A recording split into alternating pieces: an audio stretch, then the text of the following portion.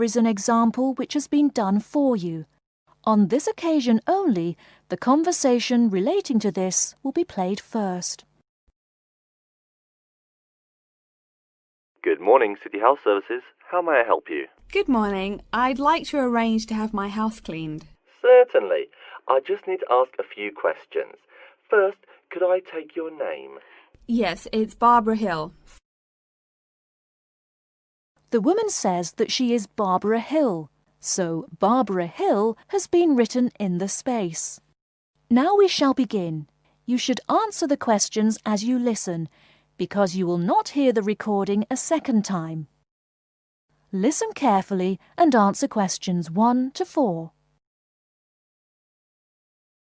Good morning, City House Services. How may I help you? Good morning. I'd like to arrange to have my house cleaned. Certainly. I just need to ask a few questions. First, could I take your name? Yes, it's Barbara Hill. Thank you. Next, is your house in London? Yes, it's in Kingston in southwest London. Okay, southwest London and, what's the postcode? SW105. And what is the square footage and what rooms will be cleaning? The whole house is 268 square feet, and there is no need to clean all the rooms. I only want to have my bedrooms cleaned. Okay. How many bedrooms does the house have? 3 bedrooms. Oh no, sorry, we used to have 3 bedrooms, but we only have 2 bedrooms now. Are those single bedrooms or doubles? Doubles. Fine, 2 doubles. There's one more room which needs cleaning. It was used as a bedroom before, and now we have converted it into an office. I understand. 3 rooms have got to be cleaned. And are all of those rooms upstairs? Yes. Then downstairs we have a kitchen diner, conservatory and lounge. The kitchen diner is quite large and has the usual equipment: cooker with oven, refrigerator, cupboards and worktops. The conservatory has a lot of plants, but there's no need to take care of them. The lounge has a leather 3-piece suite and a large coffee table. Thank you. And do you keep any pets? Yeah, I really love keeping them. I've got 2 dogs and 3 cats. Okay, then if our staff come over to offer the service, please take your pets away. Have you looked at our service packages? Yes, I have one in front of me. Excellent. Before you hear the rest of the conversation, you have some time to look at questions 5 to 10.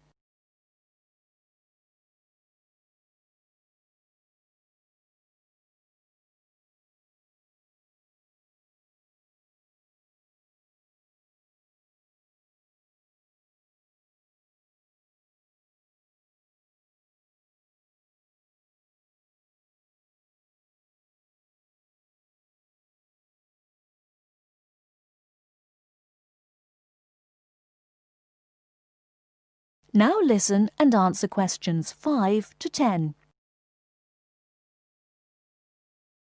Any extra services you need? Switching bed linen, work in the garden, clean the glass in the conservatory, that kind of thing? No. Actually, replacing the bed linen, yeah, that would be good. No problem. I'll just make a note of that. How about curtains, mats and carpets? What would you like us to do with those items? The curtains. I'll have to think about that. I think we should have the carpets cleaned really well every quarter. Mats can just be done with the laundry. Of course. How about clothes? We can have our staff wash and iron them, or we can have them taken to a dry cleaner. Washing and ironing. No, just ironing. That'll be okay. Okay, fine. I know quite a bit about what you want now. I should let you know that we're located on 12 Amy's Road. That's A-M-Y-E-S. And we work on from Monday to Sunday except Tuesday and Wednesday. Could you let me know when is convenient for you? Next Friday. No. Oh, that's no good. My son invites his friends over in the afternoon that day. Perhaps next Thursday or next Saturday? Let me check. Okay, next Thursday. When is it convenient for us to come over and provide the service? Is it okay if we come in the morning? or we may come in the afternoon. It depends on your schedule. I'm okay with any time. Just give me a call to let me know you're coming before you arrive. Sure we will. By the way, how long will it take for the service? We usually work 1 to 3 hours for house cleaning, and the work will take 3 hours at most. And of course, if it takes more than 3 hours, you should pay extra for it. Fine. So, let me just do some calculations. That is the end of section 1. You now have half a minute to check your answers. Section 2. Section 2. You'll hear a talk by a security worker from Sydney Airport who is introducing the day-to-day operations of the Australian Quarantine Service. First, you have some time to look at questions 11 to 17.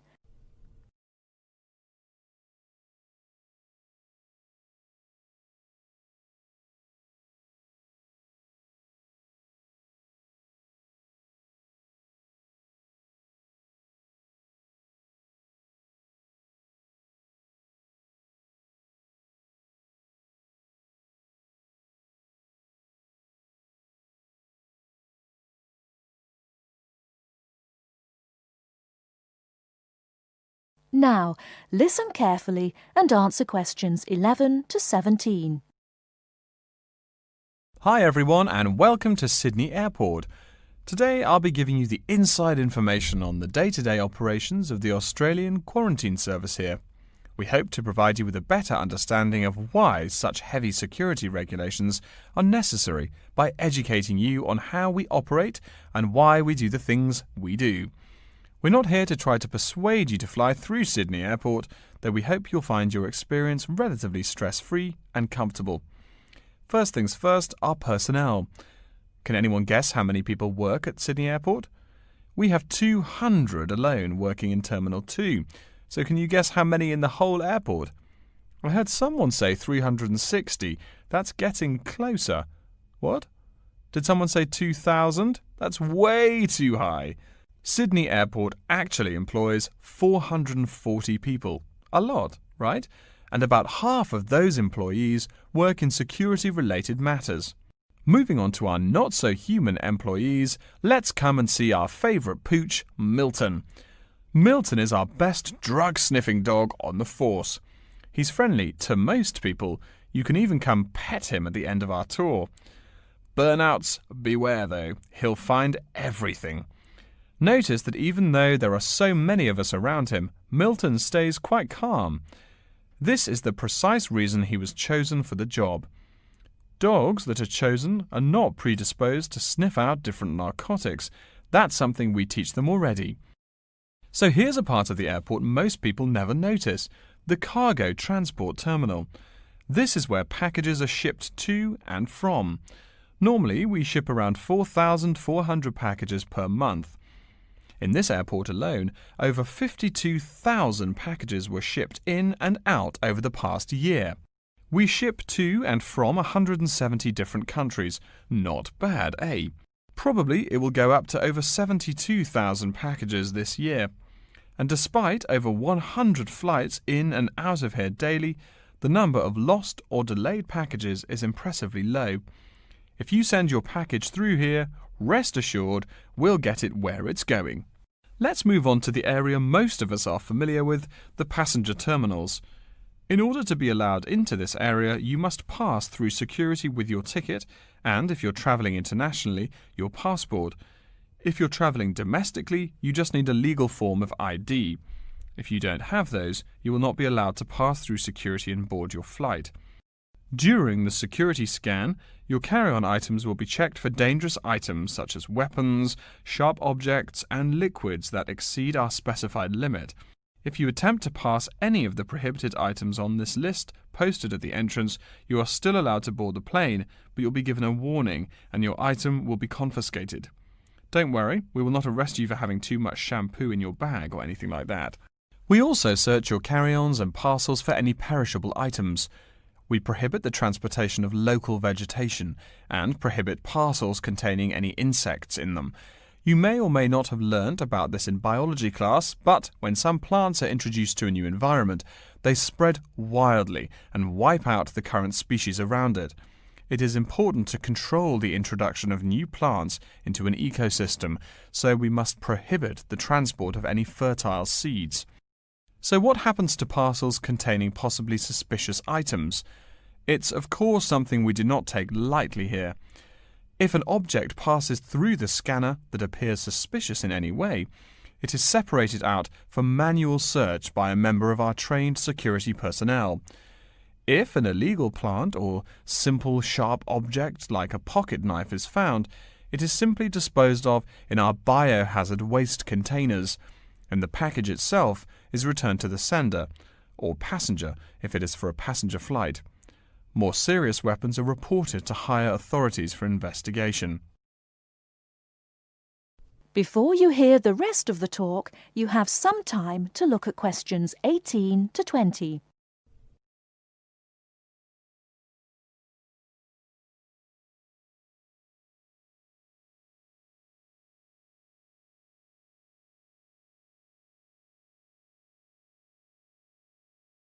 Now listen and answer questions 18 to 20.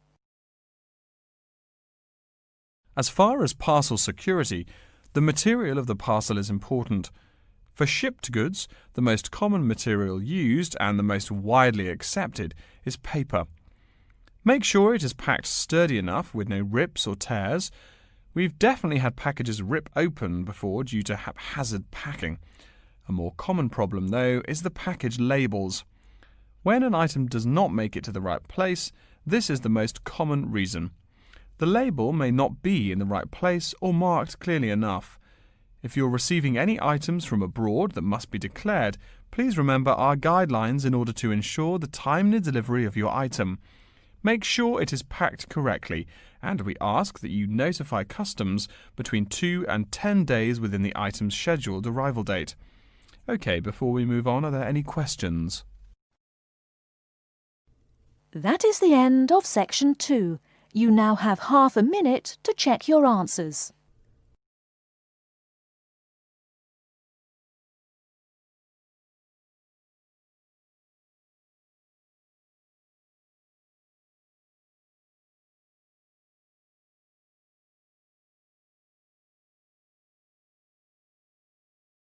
Section 3.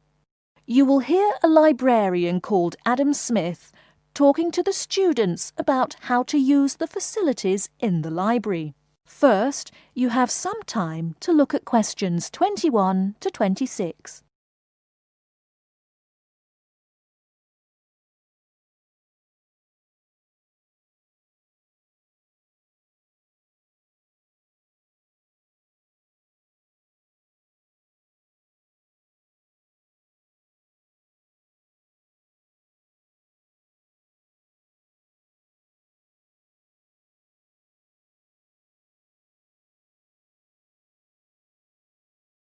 Now listen carefully and answer questions 21 to 26.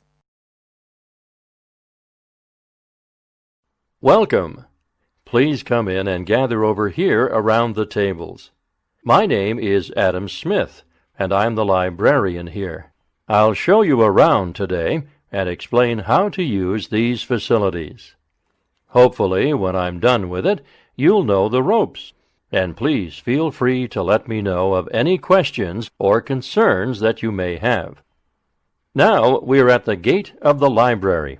Upon entering into the door, you'll find that the restrooms are on your left-hand side, and opposite them is a photocopy room. Many of you are wondering about the check-in and check-out process. What you have to do is go to the circulation desk, which is to the east of the photocopy room. The reading room is a really large area in the center of the library, just to the north of the circulation desk. I'm sure you won't miss it. If you're here to do research, this is where you should bring books to look through. However, if you're here to do any group projects or other interactive activities, I advise you to use one of the study rooms, which are just to the east of the reading room. Moving on to the southeast corner, we have the periodical section. just next to the study rooms. We have a collection of different newspapers and magazines in this section. You can get last week's weather reports or all the top stories 5 years ago. Our periodicals can be traced back 20 years to the time when our school library was built. Ah, our first question. Yes. Can we check out magazines from the library? I'm sorry, but you cannot take any periodicals out of the library. You're welcome to read them for as long as you want while you're here, but you cannot check them out. I wonder if there is any place where we can get some food in the library. Do we have a store here? Of course. The Food Service Center is just meters away from the study rooms. It's on the northeast corner as you look at the map. The Food Service Center offers different kinds of snacks, though it's not big. Well, moving on along to the west, you will find the Video Resource Center on your right hand. We have educational videos and documentaries, as well as major motion pictures. We ask that you pay attention to the tag on the video that you pick up, as many of our documentaries are for on-site viewing only and may not be taken out of the library. To the west of the Video Resource Center is our satellite TV station. Here we stream the news from Channel 19 for most of the day. How many channels does it have? It does have nearly 200 channels, but we generally will give top priority to channels with some big events, like presidential addresses or other breaking news. During the coverage of the presidential debate, students will take a break from studying and flock to watch it. Last, but perhaps most important, is the inquiry desk. It's just on the left-hand side when you walk into the library, so it's impossible to miss it. If you have any questions about how to use equipment or where to find something, come and ask the assistant. Don't be shy, because that's what they're here for.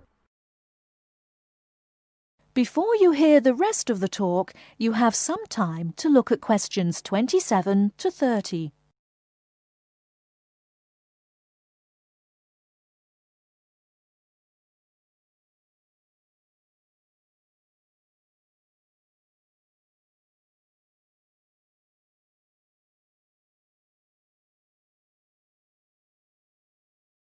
Now listen and answer questions 27 to 30. Speaking of questions, one of the questions we get asked is how to actually check out a book once a student has picked one out. If it's a fiction or non-fiction book, look for the pink and yellow checkout card inside the back cover of the book. You can also find information about the book on these cards, including its publishing date, genre, ISBN, and a log of dates it's been checked out before. Present this card to me or any library assistant, and we'll stamp it, and then the book can be kept for 3 weeks. You can find general information on a field of study by using one of our subject guides. We have them on paper here, but any of our computers will allow you to search within fields as well. What if the library doesn't have a resource we're looking for? Great question. I'm going to address that. Our library is a network with a number of other universities in the area, so if there is something you're looking for and it's available somewhere in the area, we'll be able to get it for you. However, there are universities which are not part of the network, so we do not share resources with them. If you want more information about the library and its resources, you'll find it in a labeled blue folder on my desk in the Enquiry section. Okay, so that's a lot of information all at once, and I don't expect you to remember it all. The most important thing is please be respectful of the staff, and if you need help with anything at all, come and ask me or one of the assistants.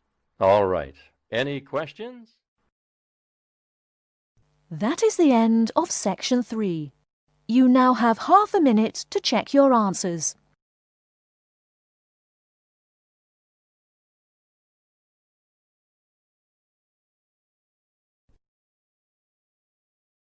Hear a lecture about Crocodylus niloticus and its living habits. First, you have some time to look at questions 31 to 40.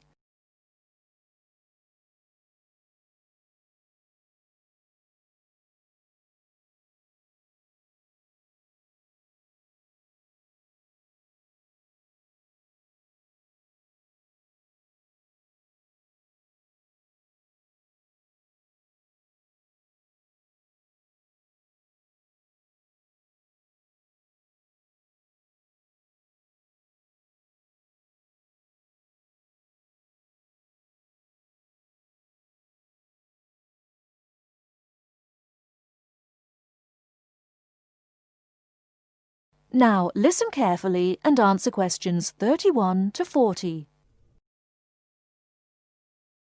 Good morning. Today we will continue our study of Crocodylus niloticus by talking about its living habits. We've already discussed the evolutionary attributes that set it apart from its crocodile relatives. Does everyone remember that? Yes, it has an extremely narrow snout and 3 or 4 rows of protective scales on its back, as compared to 2 rows on other members of the Crocodylus genus. Let's take a look at how these carnivorous man-eaters live, where they live, and finally, whether they really deserve their vicious reputation. To start, I'd like to address a great question posed to me by a student during yesterday's office hours. We talked about the distribution of crocodiles in Africa and saw that they are highly concentrated in the south and west of the continent. This student noticed that on the map displaying the distribution of crocodiles across Africa, there were no crocodiles in the northern region, and found no mention in the literature of the existence of crocodiles in the north of Africa. Why might there be no crocodiles in North Africa? Let's save this question for later in the lecture.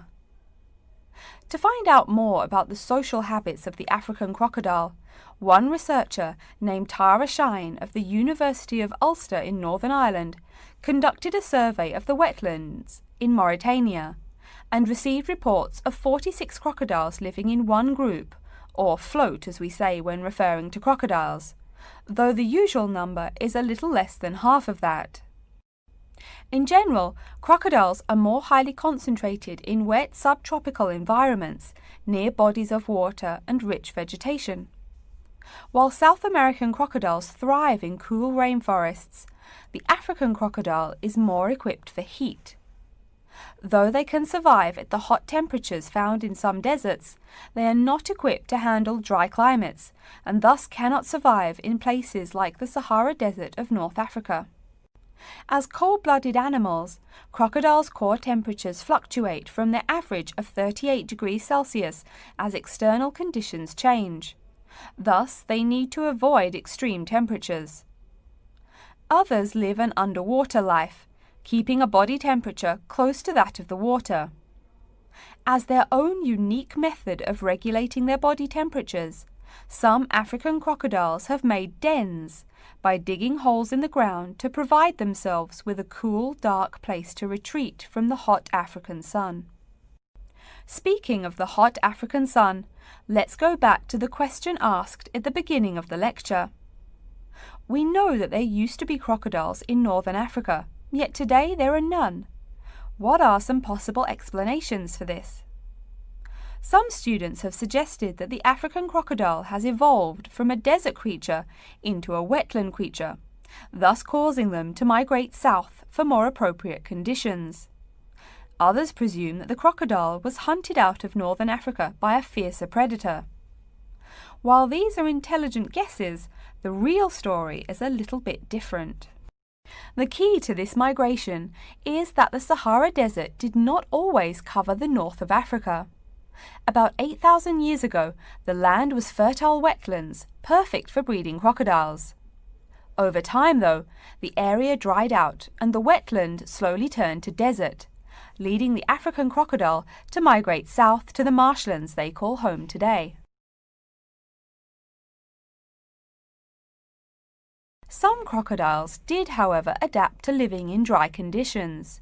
In Mauritania, some crocodiles have learned to survive in an area where they can go up to 8 months with no water, by spending the driest of times in what's called a torpor, or short period of hibernation. To utilize every bit of rainfall, these desert crocodiles dig underground caves that collect runoff, thus staying cool and hydrated. During the mating period in November and December, males attract females to their viciously protected territory through a number of behaviors that range from snapping their jaws all the way to sending infrasonic pulses through the water. Afterwards, the female digs a hole up to 60 centimeters in depth to store the eggs for an 80-day incubation period. The female protects these eggs during the period, and sometimes even helps crack the eggs with her snout at the end. These teeth-gnashing carnivores are softer than we think. Although these vicious creatures have attacked humans on a few occasions, the residents are not afraid of them. In fact, they show a great deal of reverence towards these wondrous creatures. Some say that crocodiles bring water to their habitat, so if they leave, they will bring the water with them. Obviously, this is not true, but it demonstrates the admiration the inhabiting people have for crocodiles. Generally, crocodiles do not predate on humans. They attack when humans populate the crocodile's habitat, instilling fear and uneasiness in the crocs. Like any other species, crocodiles are known to attack when feeling fear. There's still a lot more to be discovered about the African crocodile. Researchers want to know more about the population size, how many crocodiles inhabit Africa in all, how they form separate floats, etc. There is still also much to learn about migration patterns and relations to other populations of crocodiles now found in other parts of the world. Next time, we'll examine a few specific case studies of crocodile populations in southern Africa. That is the end of section 4. You now have half a minute to check your answers.